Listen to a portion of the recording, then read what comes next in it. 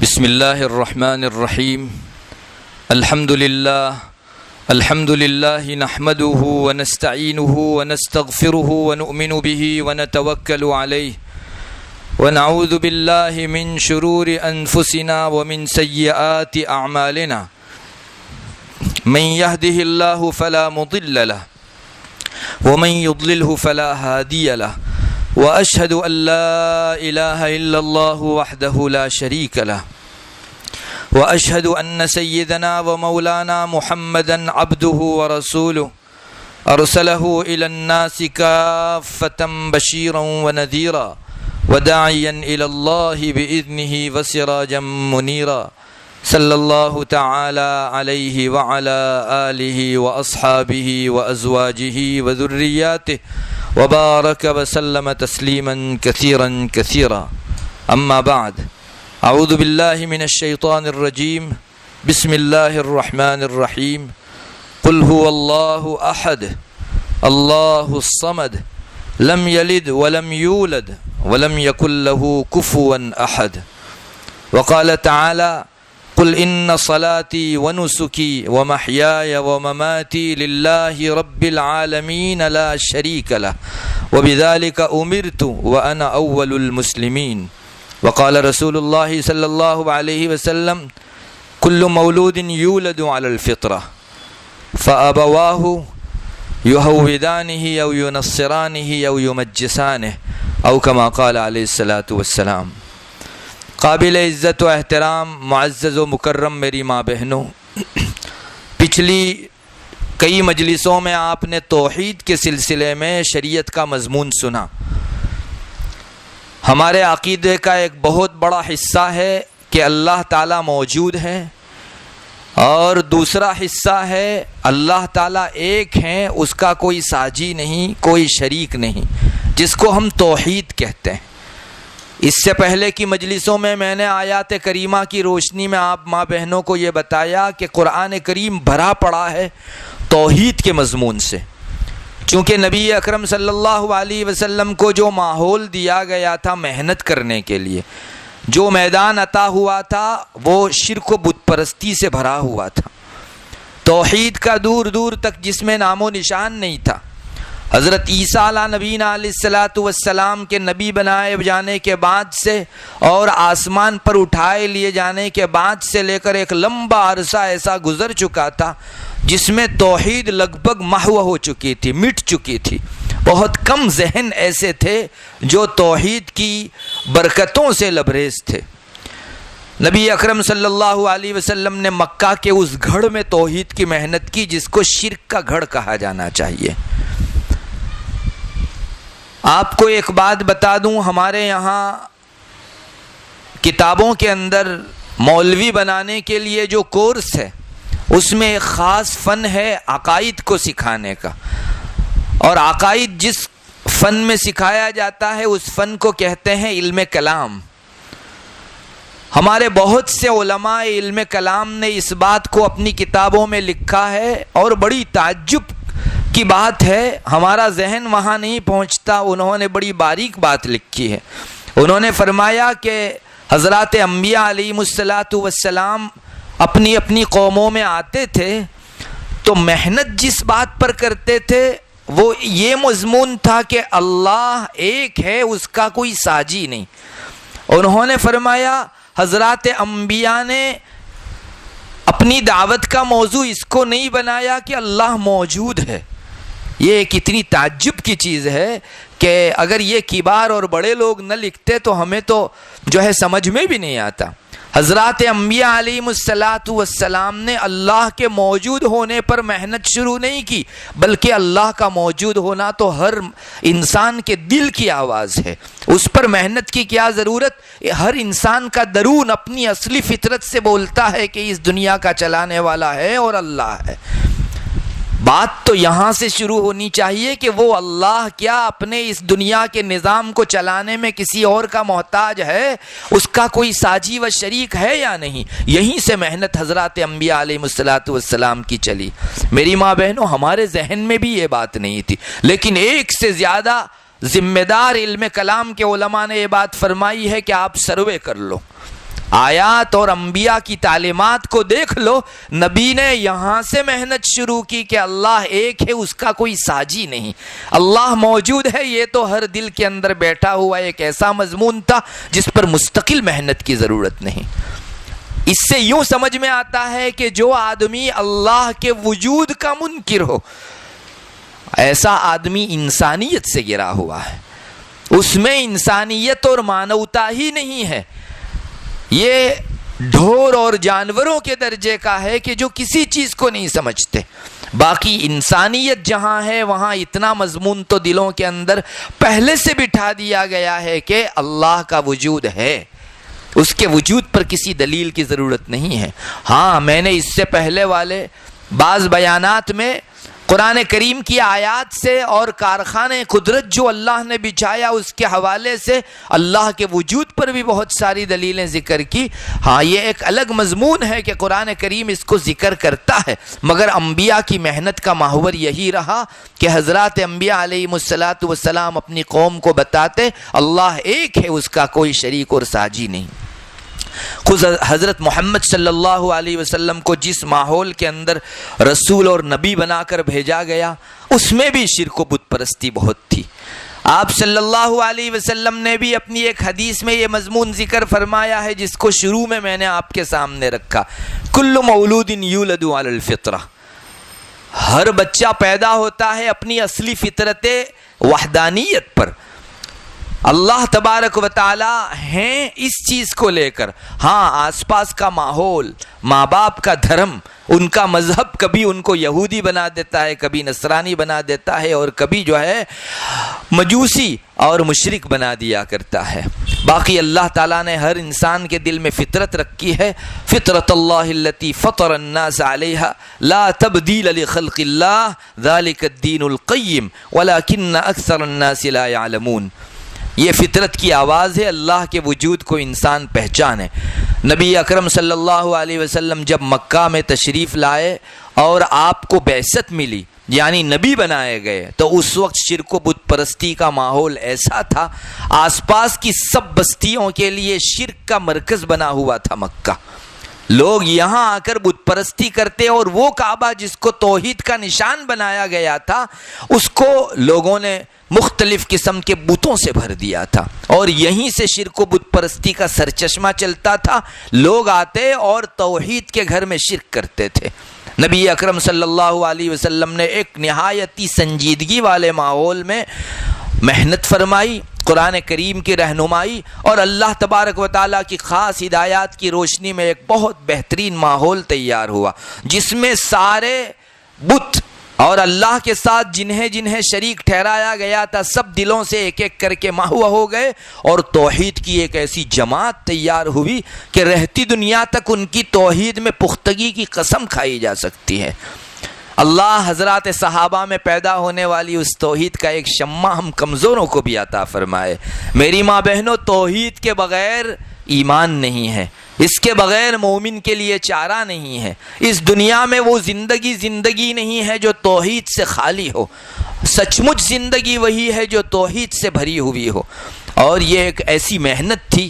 نبی اکرم صلی اللہ علیہ وسلم کو اللہ تعالیٰ کی طرف سے حوصلہ ملا نہ ہوتا تو ایک عام آدمی اس میں ہمت نہیں دکھا سکتا تھا, ہار جاتا, بہت دور نہیں لے جاتا.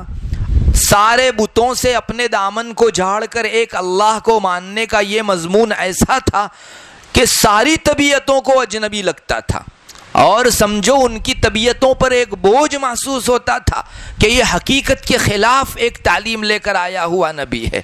مگر نبی اکرم صلی اللہ علیہ وسلم کی پامردی اور ہمت کو داد دینا چاہیے, اور یہ اللہ کی طرف سے پشپناہی تھی کہ آپ کے قدم ہرگز ڈگمگائے نہیں اور آپ محنت ہی محنت کرتے رہے. تمام انبیاء علیہم الصلاۃ والسلام کی جو محنت تھی اللہ کی وحدانیت کی, قرآن کریم میں بھی آپ مضامین اٹھا کر دیکھ لو, ہر جگہ آپ کو یہی ملے گا, قل هو اللہ احد, اللہ یکتا ہے, ایک ہے. انما الہکم الہ واحد, تمہارا معبود ایک ہی معبود ہے. اسی طرح آگے اتبع ما اوحی الیک من ربک لا الہ الا ہو واعرض عن المشرکین, نبی سے کہا جا رہا ہے کہ آپ کی طرف جو وحی اتاری جا رہی ہے ان کو فالو کرو، ان کی پیروی کرو، اور وہ وحی کیا ہے؟ لا الہ الا ہو، بس اللہ ہی معبود ہے، اور مشرکوں سے، بت پرستوں سے، اللہ کے ساتھ شریک ٹھہرانے والوں سے اپنا رخ اے نبی موڑ لیا کرو، ان کی طرف توجہ مت کیا کرو۔ نبی اکرم صلی اللہ علیہ وسلم نے اسی ڈگر پر، اسی ٹریک پر مکہ میں آس پاس کے مشرک لوگوں کے بیچ محنت شروع فرمائی، اور کیا مشکلات ہوئی ہوگی اس کا اندازہ ایک واقعہ آپ کے سامنے ذکر کرتا ہوں، اس سے آپ کو ہو جائے گا۔ آپ صلی اللہ علیہ وسلم کا ایک سگا چچا تھا ابو لہب، اس کا نام عبد العزیٰ ابن عبد المطلب تھا۔ یہ نبی کریم صلی اللہ علیہ وسلم کی رشتہ داری میں سگا چچا ہوتا ہے۔ آپ جب بھی توحید کا مضمون لے کر کسی جماعت یا کسی آدمی کے سامنے بات کرتے تو ابو لہب کو اتنا گراں گزرتا اور اتنا بھاری پڑتا کہ وہ آپ کی بات کے مقابل میں ہاتھ میں پتھر لے کر آپ کو پتھر مارنا شروع کرتا، اور جہاں آپ مضمون توحید ذکر کرتے اس جگہ جا کر کہتا کہ یہ بیکار باتیں محمد سے ہرگز مت سننا۔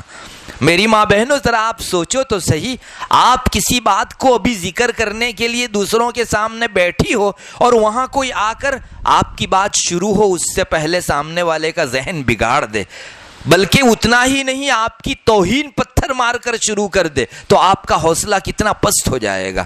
آپ قدم قدم کے اوپر یہ محسوس کرو گی کہ آخر یہ دعوت پنپ کیسے سکتی ہے، یہ توحید کا سرچشمہ آگے بڑھ کیسے سکتا ہے، جبکہ ابھی اٹھا نہیں کہ فوراً روک دیا گیا۔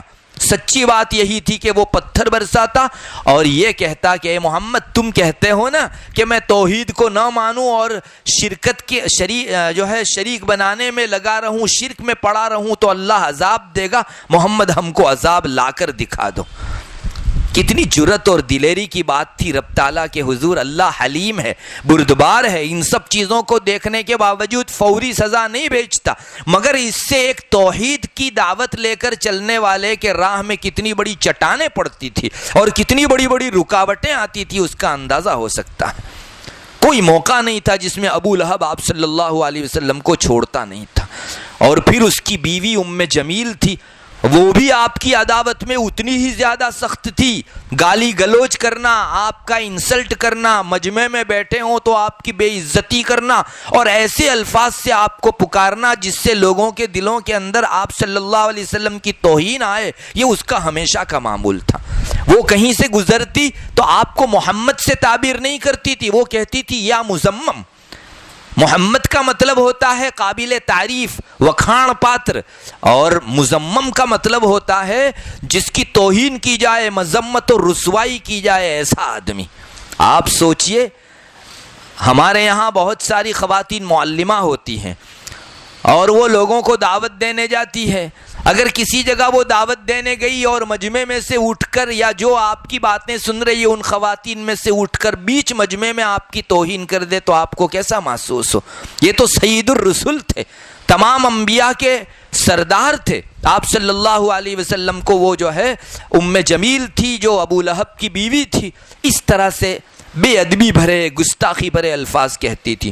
ایک مرتبہ کوہ صفا پر، صفا جو پہاڑی آج بھی ہے، جو لوگ وہاں جاتے ہیں سعی کے موقع سے اس کو آج بھی دیکھتے ہیں، یہ سعی پہاڑ کے اوپر کھڑے ہو کر آپ صلی اللہ علیہ وسلم نے اہل مکہ کے بیچ ایک اعلان فرمایا، لوگوں جمع ہو جاؤ۔ سب لوگ جمع ہو گئے۔ آپ صلی اللہ علیہ وسلم نے بھرے مجمع میں ایک بہت بہترین مضمون ارشاد فرمایا جو آپ میں سے بہت سی خواتین شاید پڑھ بھی چکی ہوگی، تعلیم میں سن بھی چکی ہوگی۔ آپ نے فرمایا، میں اگر یہ بتاؤں کہ اس پہاڑی کے پیچھے سے ایک لشکر آ رہا ہے تو کیا تم لوگ مجھے سچ مانو گے؟ چونکہ آپ صلی اللہ علیہ وسلم کی پرسنالٹی اور آپ کا تشخص ایسا تھا، آپ کی چھاپ ایسی تھی کہ سارے لوگ آپ کو باوجود جو ہے بت پرست ہونے کے امین سمجھتے تھے، امانت دار سمجھتے تھے۔ تو سب نے کہا، محمد آج تک تم کو کبھی ہم نے جھوٹ بولتا دیکھا نہیں، تو آپ صادق ہیں، اور کبھی امانت داری کے خلاف کام کرتا دیکھا نہیں، تو آپ امین بھی ہیں، آپ جو کہو گے ہم سچ مان لیں گے۔ تو آپ صلی اللہ علیہ وسلم نے فرمایا، جس کا خلاصہ کچھ اس طرح ہم ذکر کر سکتے ہیں کہ اس دنیا کی پہاڑی کے پیچھے آخرت میں بڑے بڑے عذاب ہیں، اگر تم اس دنیا کے اندر توحید کو نہیں مانو گے، مختلف قسم کے بتوں کو پوجتے رہو گے، تو وہاں سے اللہ تعالیٰ کے عذاب کا لشکر آ کر تمہیں تہس نہس کر سکتا ہے، تمہیں درہم برہم کر سکتا ہے، تمہاری مٹی پلیت کر سکتا ہے۔ بس کہنا کیا تھا، وہی ابو لہب بھی اس آڈینس میں اور اس مخاطبین کے مجمع کے اندر موجود تھا، اس سے رہا نہیں گیا، اس نے پتھر ہاتھ میں اٹھایا تاکہ آپ صلی اللہ علیہ وسلم کو بڑے مجمع میں مارے۔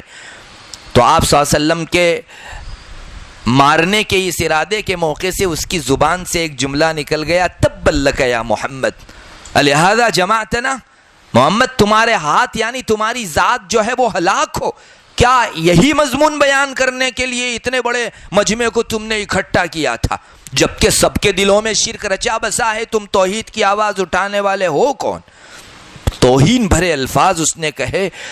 بہرحال نبی کریم صلی اللہ علیہ وسلم تو اپنا یہ فریضہ انجام دے کر پہاڑی سے اتر گئے۔ پھر آخر میں ابو لہب کا جو ہونا تھا ہوا۔ اسی موقع پر یہ آیات کریمہ، یہ سورت نازل ہوئی، تبت یدا ابی لہب وتب۔ اللہ تعالیٰ فرما رہے ہیں کہ محمد کے ہاتھ تو اور محمد کی ذات تو تمہاری بددعا سے ابو لہب ہلاک نہیں ہوگی، تمہاری ذات، تمہارے ہاتھ ہلاک ہوں گے، اللہ تعالیٰ نے فرمایا۔ اور پھر پوری سورت جو ہے اس موقع سے نازل ہوئی۔ اور آج آسمان کی آنکھوں نے دیکھ لیا، تاریخ کی کتابوں میں لکھا ہے، جب آپ صلی اللہ علیہ وسلم مکی دور گزار کر مدینہ تشریف لے گئے اور مدینہ میں بدر کی جنگ پیش آئی اور وہاں مسلمانوں کو فتح ہوئی، تو بدر کی جنگ کے ٹھیک 7 روز کے بعد اس ابو لہب کے ہاتھ میں ایک دانہ اور پھوڑا نکلا۔ اللہ نے فرمایا تھا اس کے ہاتھ ہلاک ہوں، اس کے ہاتھ میں ایک زہریلا نہایت ہی برا ایک دانہ نکلا اور وہ پھیلتا گیا، اور گھر والوں نے اپنے کو چیپ لگ جائے اور یہ مہلک بیماری ان تک آ جائے، اس اندیشے سے اس کو اپنے سے الگ تھلگ کر دیا۔ چند روز وہاں گل سڑ کے وہ مر گیا۔ 3 روز تک اس کی ناش وہیں پڑی رہی، کسی نے اٹھائی نہیں۔ اور پھر آخر میں حبشی چند غلاموں کو وہاں کتے کی طرح اسے گھسیٹوا کر جو ہے انہوں نے کسی کھڈے میں ڈال دیا اور اس کے اوپر پتھر پاٹ دیے۔ یہ حشر ہوا اس آدمی کا جس نے آپ صلی اللہ علیہ وسلم کو توحید سنانے پر یہ بددعا دی تھی کہ محمد تمہارے ہاتھ ہلاک ہوں۔ اللہ تعالیٰ نے اس کے ہاتھ کو ایسے ہلاک کیا کہ پوری دنیا کے لیے اور رہتی دنیا کے ایک ایک انسان کے لیے تعزیہ نے عبرت بن گیا۔ آپ صلی اللہ علیہ وسلم کی توحید کی یہ دعوت ان کو اتنی بری لگتی تھی کہ یہ ہرگز ایک کل برداشت نہیں کر سکتے تھے۔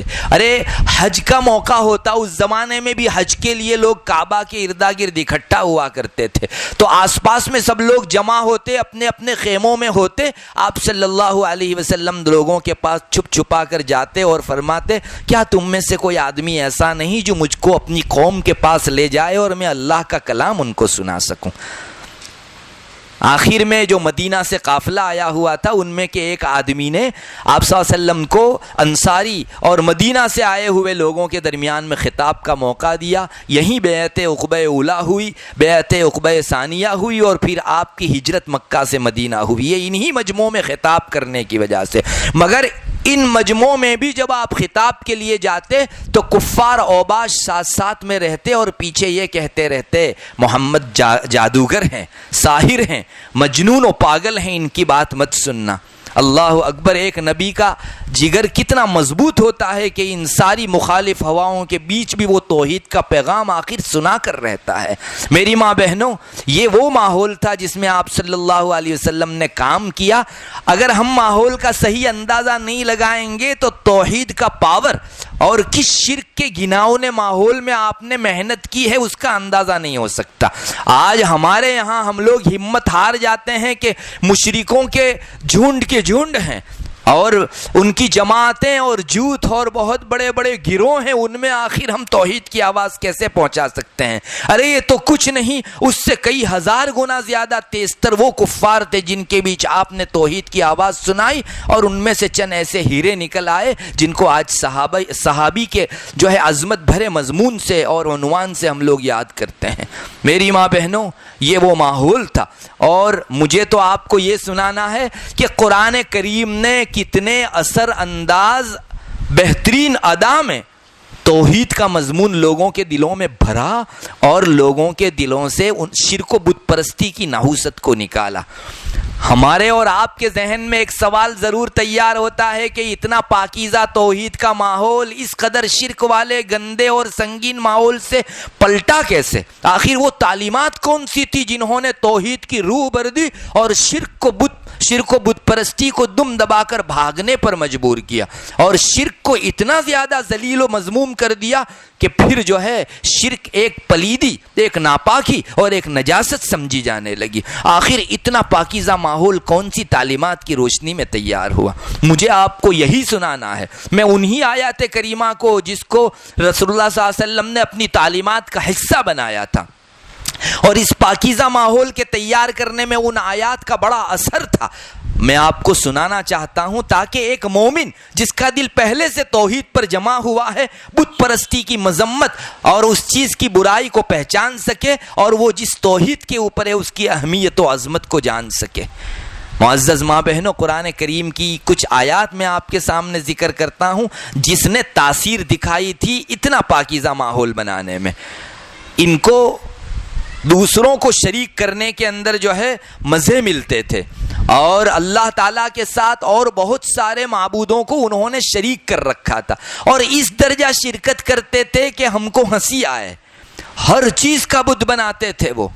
اندازہ ہوتا ہے اس سے کہ شرک کتنا رچا بسا تھا کہ ہر چیز کا، کیا پتھر، کیا کھانے پینے کی چیزیں، سب چیزوں کو جو ہے وہ اپنا معبود سمجھتے تھے، اپنے ہاتھوں سے یہ بت گھڑتے تھے۔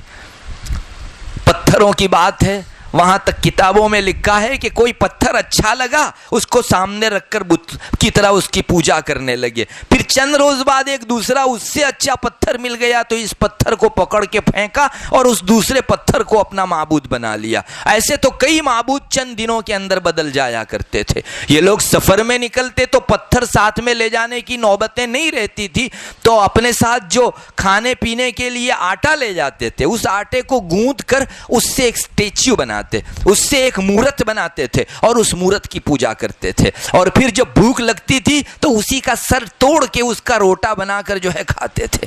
اتنی زیادہ سڑی ہوئی ذہنیت تھی، شرک و بت پرستی نے لوگوں کے، انسانوں کے ذہن پر اتنا قابو جما لیا تھا۔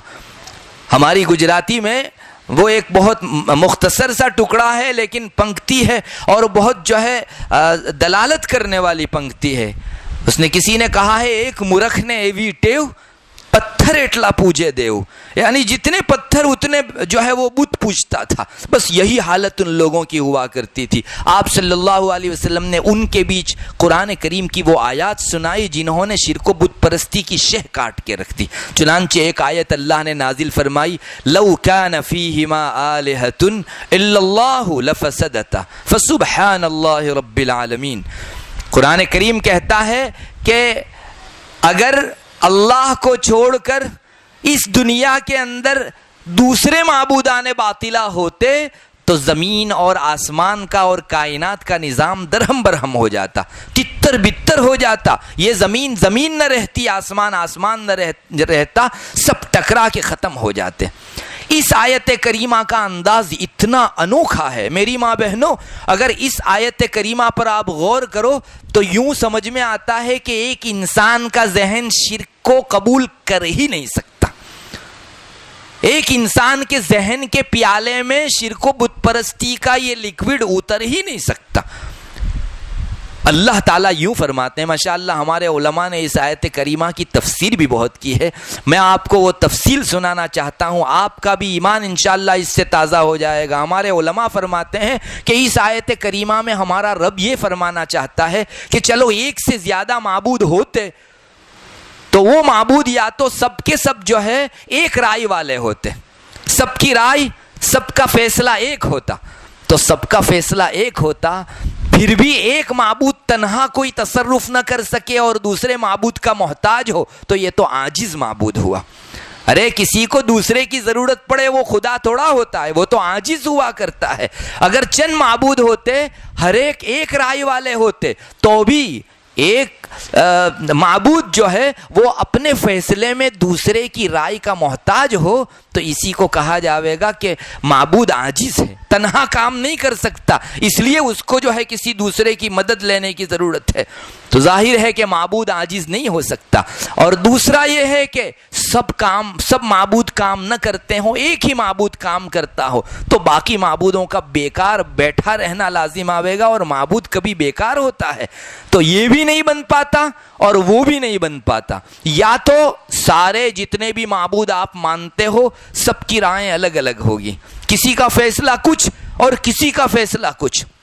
اب یہاں دو صورتیں ہو جاتی ہیں، ایک تو یہ ہے کہ سارے معبودان باطلہ جتنے بھی ہیں ان سب کی رائے جب الگ الگ ہے تو پھر ایک معبود دوسرے معبود کے خلاف اپنا فیصلہ تھوپنے کی کوشش کرے گا۔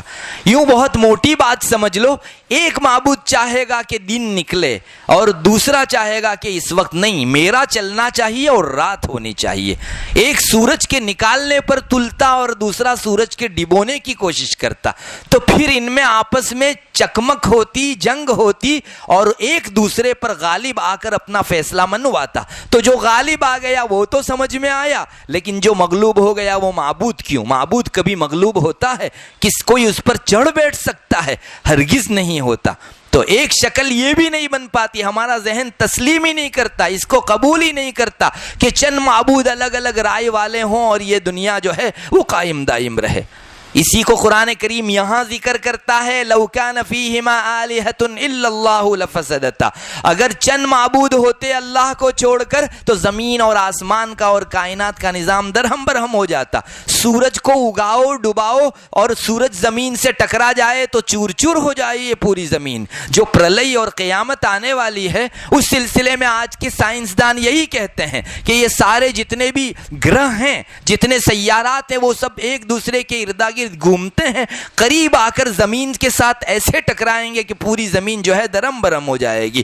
تو تمہارے فلسفے کے مطابق بھی یہ دنیا جو ہے وہ درہم برم ہو جانی چاہیے، چونکہ چاند اور سورج ان کا گھومنا اور زمین کا گھومنا اور ان کا اپنی اپنی دھری کے اوپر چلنا یہ کوئی کھیل کا کام نہیں ہے۔ یہ اگر معمولی سے ٹکرا جائیں تو اس قدر تیزی سے ان کی گردش رہتی ہے کہ ایک دوسرے کو چور چور کر ڈالیں، لیکن نہیں ہوا ایسا۔ پتا چلا کہ چند معبود نہیں ہے، ایک ہی کا چلتا ہے، جو چاہتا ہے کہ دھرتی ادھر رہے، آسمان ادھر رہے اور سورج ادھر گھومے اور چاند ایک جگہ گھومے، کوئی ایک دوسرے کو قریب نہ ہو۔ لَلشَّمْسُ يَنبَغِي لَهَا أَن تُدْرِكَ الْقَمَرَ وَلَا اللَّيْلُ سَابِقُ النَّهَارِ۔ میں نے اس سے پہلے اس آیت کریمہ کا مضمون آپ کو سنایا، آفتاب اور سورج کی مجال نہیں ہے کہ وہ مہتاب کو اور چاند کو پکڑ سکے۔ رات کبھی ایسا نہیں ہوگا کہ دن کو کراس کر کے آگے نکل جائے۔ اللہ نے جو ترتیب رکھی ہے اسی ترتیب پر چلیں گے۔ تو دنیا میں اللہ تعالیٰ نے شرک و بت پرستی کی شہ کاٹنے اور توحید کا دم مضبوط کرنے کے لیے یہ بات ذکر کی کہ چند معبود ہوتے اور الگ رائے والے ہوتے تو یہ دنیا قائم نہیں رہ پاتی، اس کو تتر بتر کر ڈالا جاتا۔ نہیں دیکھا آپ نے چند بچے اگر ایک کھلونے کے اوپر اپنا استحقاق و حق جتلائیں، ہر ایک کھینچ کھینچ کرے تو آخر میں جا کر اس کھلونے کی کیا حالت ہو جاتی ہے؟ وہ تتر بتر ہو جاوے گا، میرا ہے اس طرح کے کھینچنے کے اندر کھلونے کی ایسی تیسی ہو جاتی ہے۔ معلوم ہوا کہ اس دنیا کے چلانے والے چند نہیں ہیں۔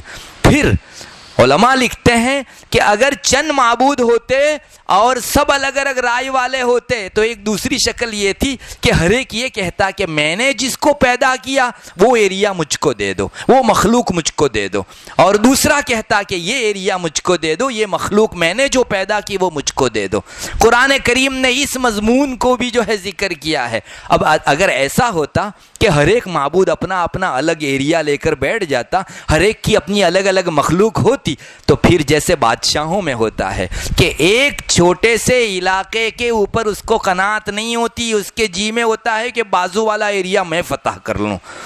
شیخ سعدی نے ایک بہت پتے کی بات ارشاد فرمائی ہے، انہوں نے فرمایا کہ دو فقیر جو ہے وہ ایک گدڑی کے اندر سو سکتے ہیں، لیکن دو بادشاہ اپنے ایک بڑے ملک میں نہیں سما سکتے۔ ان میں لڑائیاں ہوتی ہیں، فقیر کتنے ہی ہیں، ایک گدڑی میں جو ہے ان کی راتیں اور ان کی زندگی گزرتی ہے، عمر گزار دی انہوں نے، لیکن اتنے بڑے ایریے کے ملک کا بادشاہ جو ہے اس کو اس پر قناعت نہیں ہوتی، وہ بازو والے دوسرے علاقے کے اوپر، دوسرے ملک کے اوپر جو ہے جنگ کی سوچتے رہتا ہے۔ تو یہی بات ہوتی، جو قوی ہوتا معبود وہ دوسرے کے اوپر جنگ چھیڑتا اور اس کے ایریے کو فتح کرنے کی کوشش کرتا، اور تب بھی دنیا میں درہمی مچ جاتی۔ قرآن کریم اس کو بھی ذکر کرتا ہے ایک جگہ، اللہ تعالیٰ فرماتا ہے متخذ اللہ من ولد، اللہ تعالیٰ نے اولاد نہیں بنائی ہے اپنی، اللہ کی کوئی اولاد نہیں ہے۔ وما كان معه من الہ، اللہ تعالیٰ کے ساتھ کوئی دوسرا معبود نہیں ہے۔ اذا لذهب كل الہ بما خلق، اللہ فرماتا ہے اگر چند معبود ہوتے ہیں تو ہر معبود اس نے جس کو پیدا کیا اس کو لے کر الگ ایریا قائم کر لیتا، اپنا الگ ملک قائم کر لیتا۔ وَلَا عَلَى بَعْضُهُمْ عَلَى بَعْضٍ، اور ایک دوسرے پر چڑھائی کرتے۔ سبحان اللہ عما یشرکون، اللہ تبارک و تعالیٰ پاک ہیں یہ لوگ جو اللہ کی طرف غلط صفت منسوب کرتے ہیں اور شرک کرتے ہیں ان سب چیزوں سے۔ میری ماں بہنوں، یہ وہ آیات تھی جس نے انسان کے ذہنوں کو دستک دی کہ تم کو تو سوچنے کا سلیقہ اور ڈھنگ ہم نے عطا کیا ہے، اتنا تو سوچو کہ سارے معبود متفق ہوں تو بھی بات نہ بنے، اور سارے معبود اختلاف رائے رکھتے ہوں تو بھی بات نہ بنے۔ جب یہ بھی نہیں وہ بھی نہیں تو لا محالہ ایک ہی بات کہ کوئی معبود نہیں بجز اللہ کے، ایک ہی کا چلتا ہے اور اسی کے فیصلوں سے دنیا میں سارے تصرفات ہوتے ہیں۔ اللہ تعالیٰ نے مختلف آیتوں میں اس پر بھی دعوت دی کہ ایک معبود ہے، اسی لیے ساری جگہوں کے اوپر ایک ہی نظام چلتا ہے۔ آپ نے دیکھا ہوگا ہندوستان میں جو سورج اگتا اور ڈوبتا ہے وہی سورج امریکہ، آسٹریلیا اور UK اور مختلف علاقوں کے اندر ڈوبتا اور اگتا ہے۔ کیا وہاں کا الگ چاند ستارے ہیں، وہاں کے الگ مہتاب آفتاب ہیں؟ جی نہیں، ہر جگہ ایک ہی سورج، وہی ایک خاص نظام سے اگتا بھی ہے اور وہی ایک خاص نظام سے ڈوبتا بھی ہے۔ چند معبود ہوتے تو اپنے اپنے ایریوں میں تو کم سے کم وہ اپنا چلاتے کہ مجھے اس کا سورج نہیں چاہیے، میرا الگ سے پیدا کیا ہوا ایک دوسرا سورج چاہیے۔ دنیا میں یہ چیز نہیں ہے، دنیا میں ساری جگہوں کے اوپر ایک ہی نظام چلتا ہے۔ آپ نے دیکھا چیزوں کی تاثیر پر غور کیجئے، کیلا ہے وہ اپنی تاثیر ٹھنڈک کی رکھتا ہے، دنیا کے کسی ملک میں جا کر دیکھ لو کیلے کی وہی حیت، وہی شکل اور وہی تاثیر، کہیں کیلا اپنے اندر گرمی رکھتا ہو دنیا میں ایسا کوئی کیلا نہیں ملے گا۔ کھجور میں اللہ نے گرمی کی تاثیر رکھی ہے، کسی جگہ جا کر دیکھ لو کھجور میں برودت اور ٹھنڈک کی تاثیر کہیں نہیں ہو سکتی۔ امرود دیکھ لو، امرود میں ٹھنڈک کی تاثیر رکھی ہوئی ہے، اب ساری دنیا کے تمام امرود اپنے اندر ٹھنڈک ہی رکھیں گے، کہیں آج تک سائنسدانوں نے اس طرح کا امرود تلاش نہیں کیا، اللہ کے مٹیریل کو جوڑ کر بھی نہیں تلاش کر سکے کہ امرود ہے اور اپنے اندر گرمی رکھتا ہے۔ اس کے مقابلے میں سوکھے میوے ہیں، بادام ہے، پستے ہیں، ان سب کی تاثیر گرم ہے، کوئی اس کے اندر ٹھنڈک نہیں بھر سکتا۔ دنیا کے کسی کونے میں چلے جاؤ سب جگہوں کے اوپر ان میں حرارت اور گرمی کی تاثیر ملے گی۔ ککڑی میں اللہ تعالیٰ نے ٹھنڈک رکھی ہے اور زعفران میں گرمی رکھی ہے، پوری دنیا کے اندر جا کر دیکھ لو ہر جگہ ککڑی یعنی ٹھنڈک کا نشان اور زعفران یعنی گرمی حاصل کرنے کی چیز، کہیں آپ کو تفاوت نہیں ملے گا۔ سورج جب کسی جگہ نکلتا ہے تو گرمی لاتا ہے، دوسری جگہ نکلے گا تو بھی گرمی لائے گا۔ بارش ایک خاص نظام سے یہاں برستی ہے تو دوسری جگہوں کے اوپر بھی بارش اسی نظام سے برستی ہے۔ زمین ایک خاص حیت پر یہاں ہے، زمین ایک خاص حیت پر دوسری جگہ بھی ہے، کہیں دونوں کے درمیان میں آپ کو تفاوت نظر نہیں آتا۔ آپ اتنا دیکھ لیجئے، دو جانور ہیں، دونوں میں خون بہتا ہے، لیکن ایک خون کی تاثیر ٹھنڈک ہے اور دوسرے خون کی تاثیر گرمی ہے۔ چنانچہ بکرے کے گوشت کے اندر ٹھنڈک رکھی ہوئی ہے، جبکہ اس جگہ بھی جو ہے خون گھومتا ہے، اور ویسا ہی لال خون جو ہے وہ گائے اور دوسرے جانوروں میں بھی گھومتا ہے، اور بیف کے اندر جو ہے گرمی رکھی ہوئی ہے۔ دنیا جانتی ہے جبکہ دونوں کا نظام یکساں، لیکن ایک کے اندر اللہ تبارک و تعالیٰ نے گوشت کی حیثیت حیثیت سے ٹھنڈک رکھی اور دوسرے کے اندر جو ہے گرمی رکھی. دنیا کے کسی علاقے میں چلے جاؤ, بکرے کے گوشت کی اپنی تاثیر باقی, اور بیف کی, اس گوشت کی جو ہے اپنی تاثیر وہاں باقی. انار کی پوری دنیا میں ایک شکل, کیلوں کی ایک شکل, سیب کی ایک شکل. یہ ساری چیزیں کیا بتاتی ہیں؟ اگر الگ معبود ہوتے تو وہ اپنی شان ضرور دکھاتے, اور ہر ایک الگ الگ شیپ کی کا ایک ہی پھل بنانے کو جو ہے تیار ہوتا. یہ چیز نہیں, پتہ چلا کہ اللہ تبارک و تعالیٰ ایک ہے اور اسی کے تصرف و نظام سے پوری دنیا چلتی ہے. ساری جگہوں کے اوپر بکریوں کی حیت ایک. ارے آپ کسی علاقے میں چلے جاؤ, ایک ہرن رکھ دو اور بکری رکھ دو, ان دونوں میں دنیا تفاوت یہاں بھی کر سکتی ہے وہاں بھی کر سکتی ہے. کبھی بکری کے پیٹ سے ہرن کا بچہ پیدا نہیں ہوا, ہرن کے پیٹ سے کبھی جو ہے وہ بکری کا بچہ پیدا نہیں ہوا.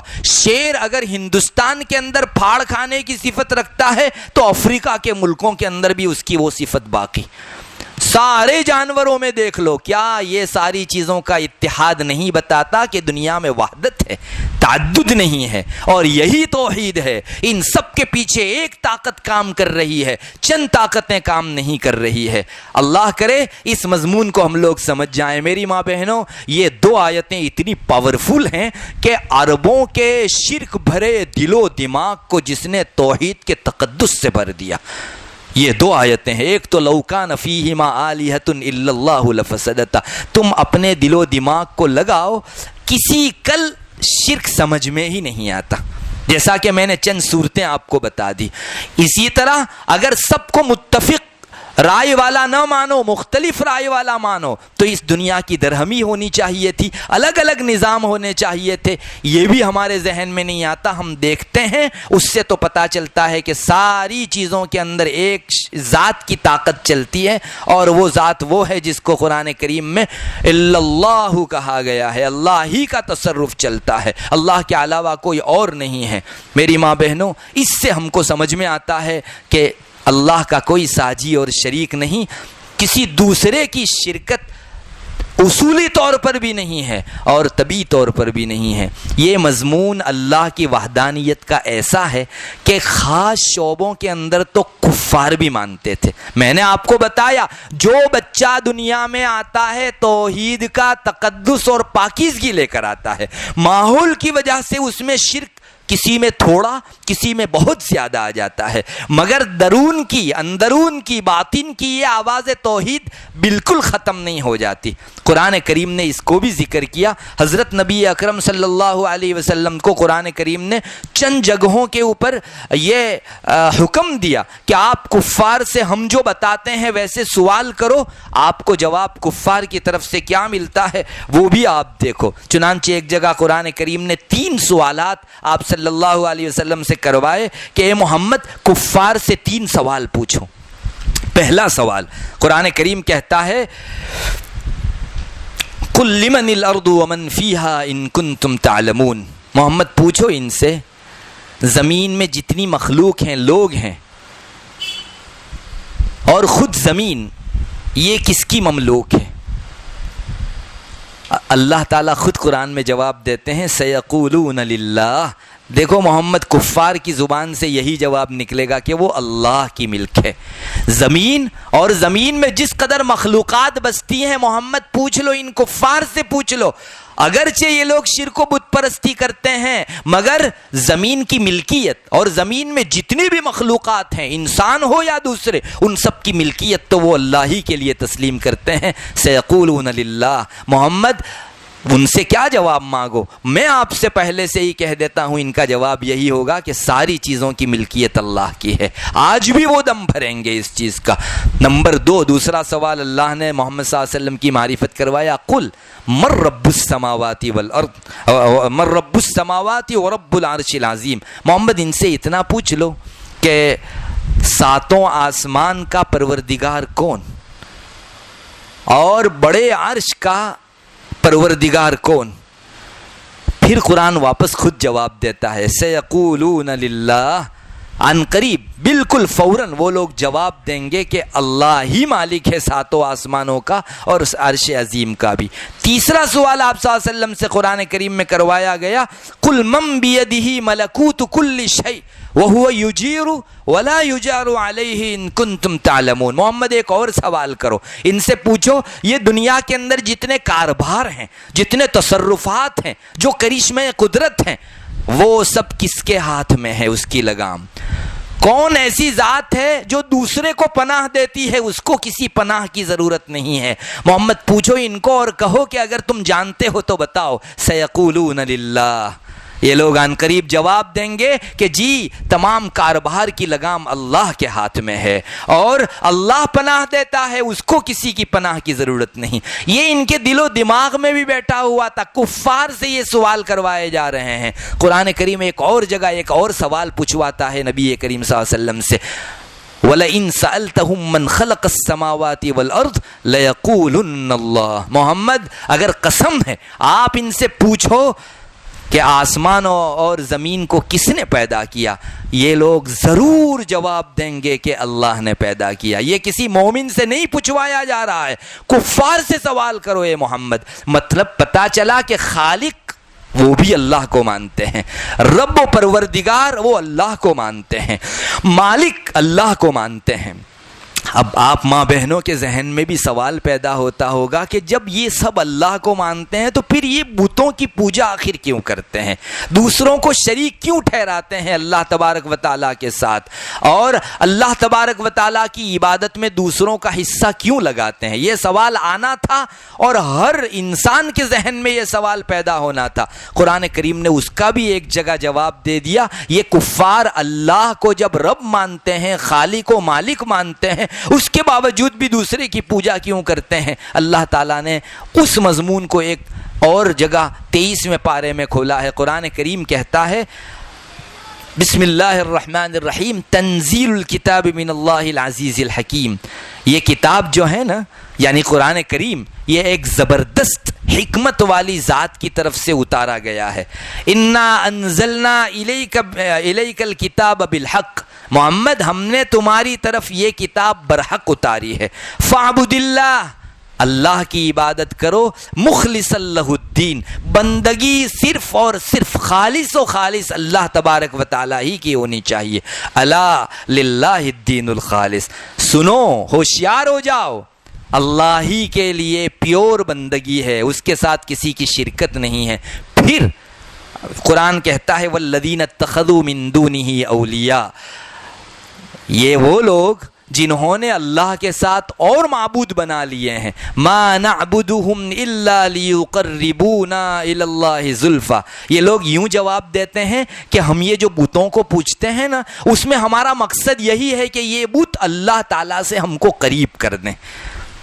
قرآن کریم کی اس آیت نے ہمارے ذہن کے سوال کو کھول کے رکھ دیا کہ اس کا جواب یہ ہے کہ جب اللہ کو خالق مالک اور پروردگار مانتے ہیں تو بتوں کی پوجا کیوں کرتے ہیں؟ خود ان کے ذہن میں یہ بیٹھا ہوا ہے کہ اللہ تک ڈائریکٹ نہیں پہنچ سکتے، ان بتوں کا سہارا لینا پڑے گا۔ میری ماں بہنوں، اگر میں یہ کہوں تو چلے گا، انہوں نے دنیا کے بادشاہوں کے دربار دیکھے ہیں، تو دنیا کے بادشاہوں کے دربار کا سسٹم یہی ہے کہ ڈائریکٹ آپ بادشاہ تک نہیں پہنچ سکتے، کسی کی لاگ وگ لگانی پڑے گی، کسی کی سفارش چاہیے، کسی کی شفاعت چاہیے۔ وہ سمجھے کہ اللہ کے یہاں بھی ایسا ہی ہے، کسی کی سفارش ہوگی تو اللہ سے نزدیکی حاصل کر سکیں گے، ورنہ اللہ تبارک و تعالیٰ سے جو ہے کوئی نزدیک نہیں ہو سکتا۔ اللہ آگے فرماتا ہے ان اللہ یحکم بینہم فیما ہم فیہ یختلفون، کل اللہ قیامت کے دن فیصلہ کرے گا۔ یہ جو جھگڑے والی بات کرتے تھے نا، حالانکہ توحید والی بات بہت صاف تھی، لیکن انہوں نے جھگڑے کا شکار کر دیا۔ ان اللہ لا یہدی من ہوا کاذب کفار، دنیا میں رہتے ہوئے اللہ تعالیٰ جھوٹوں کو اور کفار کو صحیح راہ سجاتا ہی نہیں ہے، اس لیے یہ اپنی پوری زندگی اسی میں پڑے رہیں گے کہ ہم کو اللہ تک نزدیکی حاصل کرنی ہے تو بتوں کے سامنے ماتھا ٹیکنا پڑے گا، بہت سارے صنم کو ہمیں پوجنا پڑے گا، بت پرستی اور صنم پرستی ہم کو کرنی پڑے گی۔ تو اس سے ہمارے اس سوال کا جواب تیار ہو گیا کہ جب اللہ کو خالق و پروردگار مانتے ہیں تو پھر اللہ کو چھوڑ کر کسی دوسرے کی پوجا اور عبادت کیوں کرتے ہیں؟ ایک جواب تو یہ قرآن کریم نے دیا کہ ان لوگوں کے ذہن میں یہ ہے کہ یہ بت ہم کو اللہ تعالیٰ سے نزدیکی دلائیں گے، اس کے دربار کے اندر ہم کو قریب کریں گے۔ اور دوسری جگہ ایک اور وجہ بھی کفار کے بتوں کی عبادت کرنے کی قرآن ذکر کرتا ہے۔ قرآن کہتا ہے وَيَعْبُدُونَ مِن دُونِ اللَّهِ، اللہ کو چھوڑ کر وہ پوجتے ہیں کن کو؟ ما لا یضرہم، ایسی چیزوں کو جو نقصان بھی نہیں دے سکتی، ولا ینفعہم، اور ایسی چیزوں کو جو ان کو نفع بھی نہیں پہنچا سکتی۔ بھلا پتھر کس کو نقصان دے سکے گا؟ پتھر کس کا بھلا کر سکے گا؟ وَيَقُولُونَ هَؤُلَاءِ شُفَعَاؤُنَا عِندَ اللَّهِ، یہ دوسری وجہ تھی ان کے ذہن میں، اور یہ کہتے ہیں کہ یہ بت اللہ کے یہاں ہماری سفارش کر دیں گے، اور کل عذاب میں مبتلا ہونے کا موقع آئے گا تو یہ لوگ اللہ تعالیٰ سے سفارش کر کے ہمارا عذاب ہٹوا دیں گے، یا دنیا میں ہم کو کسی چیز کی ضرورت پڑے گی تو ان کی سفارش سے کام لے کر ہم اللہ تعالیٰ سے اپنا کام نکلوا سکیں گے۔ تو ایک تو ان کو سفارشی مانتے تھے، اور ایک اللہ کے دربار کے وچیٹیے جس کو کہتے ہیں، میڈل آدمی جو دو آدمیوں کے درمیان میں کانٹیکٹ کراتا ہے، سمپرک کراتا ہے، رابطہ بنتا ہے، یہ مانتے تھے اپنے بتوں کو، اس لیے یہ بتوں کی شرکت کرتے تھے۔ حالانکہ قرآن کریم نے شہ اڑا کے رکھ دی کہ ارے وہ دربار ایسا نہیں ہے کہ جس میں آپ کو کسی واسطے کی اور راستے کی ضرورت پڑے۔ وَإِذَا سَأَلَكَ عِبَادِي عَنِّي فَإِنِّي قَرِيبٌ أُجِيبُ دَعْوَةَ الدَّاعِ إِذَا دَعَانِ فَلْيَسْتَجِيبُوا لِي وَلْيُؤْمِنُوا بِي لَعَلَّهُمْ يَرْشُدُونَ۔ ہمارا رب کہتا ہے محمد میرے بندوں کو کہہ دو، وہ لوگ پوچھتے ہیں کہ ہمارا رب کہاں ہے، وَإِذَا سَأَلَكَ عِبَادِي عَنِّي فَإِنِّي قَرِيبٌ، محمد کہہ دو ان کو کہ میں تو بہت نزدیک ہوں تمہارے۔ ارے کسی کے واسطے کی ضرورت نہیں، یہ جب مجھ سے دعا کرتے ہیں تو میں فوراً خود دعا سنتا ہوں اور دعا قبول کرتا ہوں۔ تو لوگوں کو چاہیے کہ میرے احکام کو مانیں اور مجھ پر ایمان لے آئیں۔ اور کتنا قریب اللہ، دوسری جگہ کہتا ہے وَنَحْنُ أَقْرَبُ إِلَيْهِ مِنْ حَبْلِ الْوَرِيدِ، ہمارے گلے میں سے دو دھمنیاں گزرتی ہیں، بڑی رگ جس کو کاٹ دینے کی وجہ سے جانور مر جاتا ہے۔ انسان پر اگر چھری چلاؤ یہ دو دھمنیاں کٹ گئی تو انسان کی وفات ہو جاتی ہے۔ یہ بڑی رگیں جو ہیں وہ تم سے کتنی قریب، اس سے بھی زیادہ ہمارا رب کہتا ہے کہ میں بندوں سے قریب ہوں۔ میری ماں بہنوں، آپ سمجھ سکتی ہو کہ ان لوگوں کے ذہن میں یہ بھوت بھرا ہوا تھا کہ اللہ کے نزدیک سفارشی ہونے چاہیے، اللہ تعالیٰ سے ہمارا کانٹیکٹ کرانے کے لیے بیچ میں کوئی واسطہ چاہیے۔ ان لوگوں کے خاطر، ان مقاصد کے خاطر یہ جو ہے بتوں کی عبادت کرتے تھے۔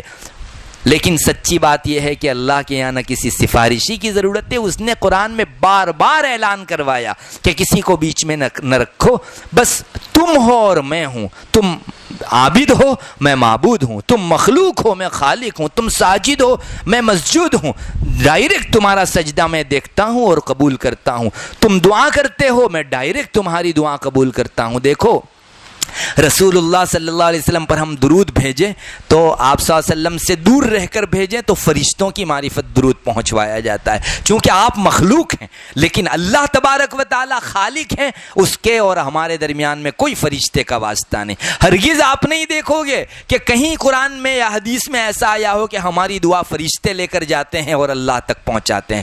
جی نہیں، وَهُوَ مَعَكُمْ أَيْنَمَا كُنْتُمْ، تم جہاں وہاں اللہ، تم نے پکارا نہیں کہ تمہاری آواز فوراً اللہ تبارک و تعالیٰ نے سن لی۔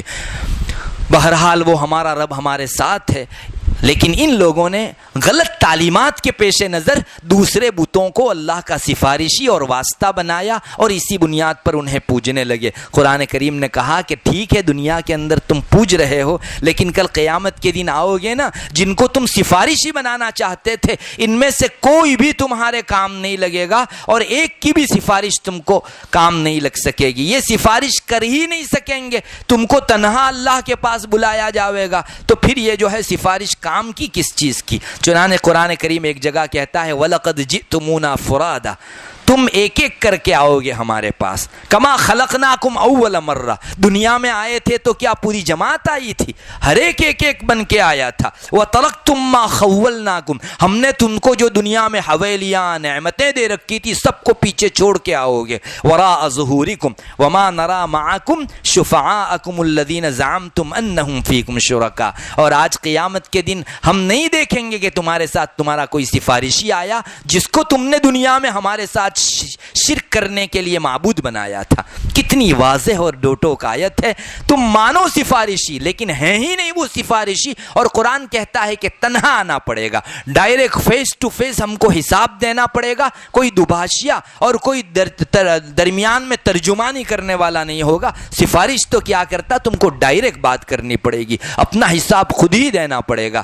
ہمارے رب نے کتنی بہترین تعلیمات کے ذریعے سے اگر کسی کے دل و دماغ میں یہ بھرم بھرا ہوا ہو اس کو نکال کے رکھ دیا کہ ہرگز یہ مت مانو کہ اللہ تعالیٰ کے یہاں اس طرح کے سفارشی چلتے ہیں۔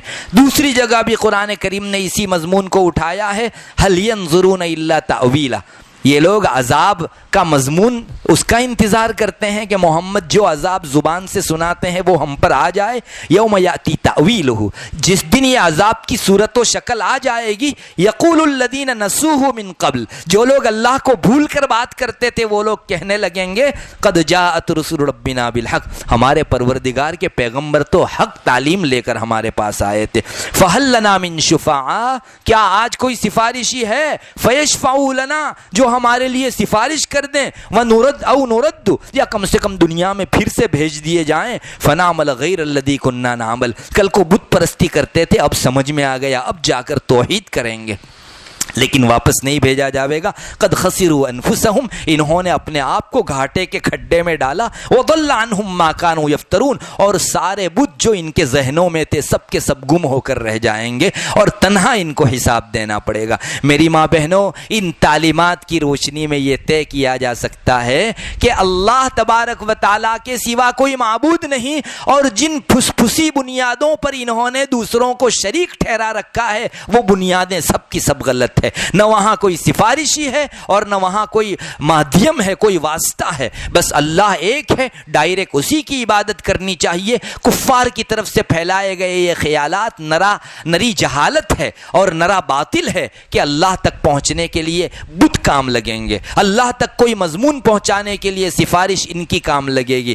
خلاصہ آج کی بحث کا اتنا نکلا میری ماں بہنوں، اللہ تعالیٰ کی توحید، اس کے ساتھ کسی اور کا معبود ہونے میں شریک نہ ہونا ایک ایسا مضمون ہے جو انسان کے ذہن و دماغ میں اصلی روح سے بیٹھا ہوا ہے۔ شرک ایک ایسی غلط چیز ہے کہ ایک صحیح انسان کا دل اس کو قبول نہیں کر سکتا، اس کی عقل میں شرک آ ہی نہیں سکتا، جیسے کہ میں نے 2 آیتوں کی روشنی میں آپ کے سامنے بتا دیا۔ دوسرا سبق آج کی تقریر کے اندر اور بیان میں یہ حاصل ہوا کہ کفار نے جو شریک ٹھہرا رکھا ہے ان کی بنیادیں غلط ہے، سفارشی کی بھی ضرورت نہیں ہے اور مادھیم و واسطے کی بھی ضرورت نہیں ہے، ڈائریکٹ ہمارا رب چاہتا ہے کہ میں ہوں، بندہ ہے، ہمارے درمیان میں عبادت کا یہ رشتہ ہونا چاہیے۔ بس ان دونوں مضمون کو جو سمجھ گیا میری ماں بہنوں کبھی شرک میں مبتلا نہیں ہو سکتا۔ انہی حالات نے، انہی آیات نے، انہی دلیلوں نے جن کے دل و دماغ میں نہ صرف یہ کہ شرک بھرا ہوا تھا بلکہ وہ شرک کے علمبردار تھے، اور کل تک محمد جب توحید کی آواز نکالتے تو شرک کا مضمون لے کر پہنچ جاتے تھے، ان کے دل و دماغ کو ان آیات نے اتنا صاف کر دیا کہ آج یہ توحید کے علمبردار ہو گئے، اور آج تک الحمدللہ توحید کی جو کرنیں پہنچ رہی ہے وہ اسی قلب عمر سے ہم کو پہنچتی ہے جو کسی زمانے میں شرک کے علمبردار تھے، انہی صحابہ سے پہنچ رہی ہے جو کسی زمانے میں مجاور رہ چکے تھے، پجاری رہ چکے تھے، دوسروں کو شرک کی دعوت دیتے تھے، آج توحید کا نشان بن گئے۔ اللہ کرے ان آیات کو ہم اپنے دل و دماغ میں تر و تازہ رکھیں۔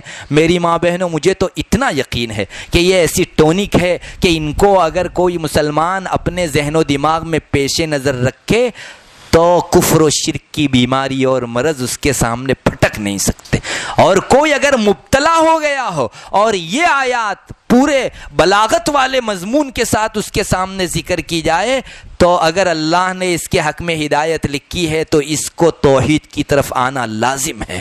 ہاں، جو ازلی بدبخت قرار دیے گئے ہیں، جن کے حصے میں ہی ایک مرتبہ اللہ نے کفر و شرک لکھ رکھا ہے، رسول اللہ صلی اللہ علیہ وسلم کو فرمایا انک لا تہدی من احببت ولکن اللہ یہدی من یشاء، محمد تمہاری چاہت سے کوئی مسلمان نہیں ہو سکتا، اللہ نے چاہا وہ مسلمان ہوگا، جس کے کفر کو چاہا اس کو کفر کی پلیدی ہی میں رہنا ہے۔ اللہ کرے ان مضمون کو ہم سمجھنے والے بن جائیں، اور ان آیات کو موقع بموقع ہماری اپنی مجلسوں میں ہم لوگ تر و تازہ رکھیں۔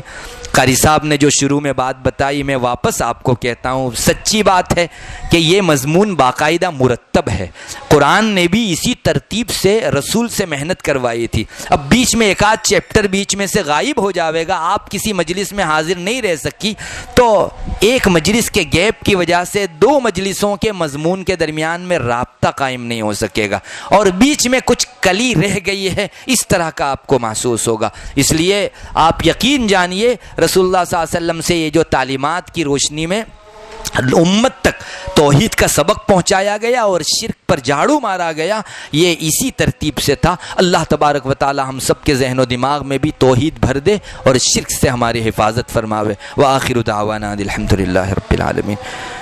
دعا کر لیجیے. اللہم انت السلام و منک السلام تبارک یا ذا الجلال والاکرام.